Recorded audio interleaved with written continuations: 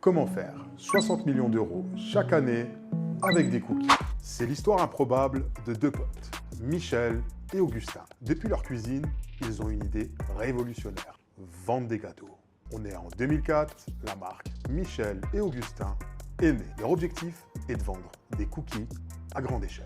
Sur le marché, il y a Bonne Maman, Nestlé et Lu. Autant dire qu'ils n'avaient aucune chance de réussir. Pas d'investisseurs, pas d'usine, pas de réseau de distribution. Donc logiquement, la réalité les rattrape. Les grandes surfaces refusent leurs produits. Personne ne croit à deux gars qui font des cookies maison dans une cuisine de banlieue. Il ne leur restait qu'une seule solution, abandonner.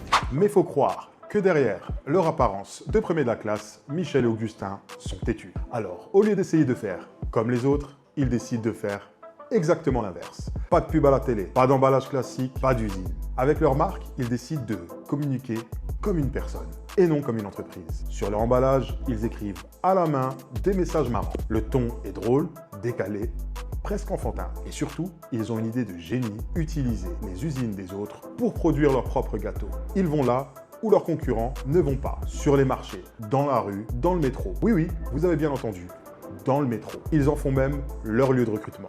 Leur stratégie, c'est de créer du lien là où les autres font de la pub. Et ça, c'est bien plus puissant. Résultat, tout s'enchaîne.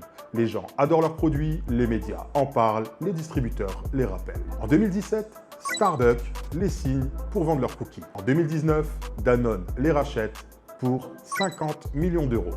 Aujourd'hui, la marque Michel et Augustin fait 60 millions d'euros de chiffre d'affaires par an.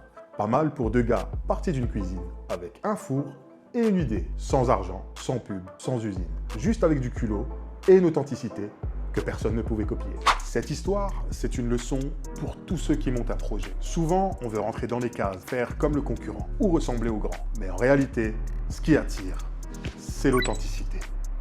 C'est ce qui a fait le succès de Michel et Augustin. Et toi, tu crois qu'on peut encore réussir aujourd'hui sans argent, juste avec du culot? Donne-moi ta réponse dans les commentaires. Et n'oublie pas, abonne-toi pour ne pas rater le prochain épisode.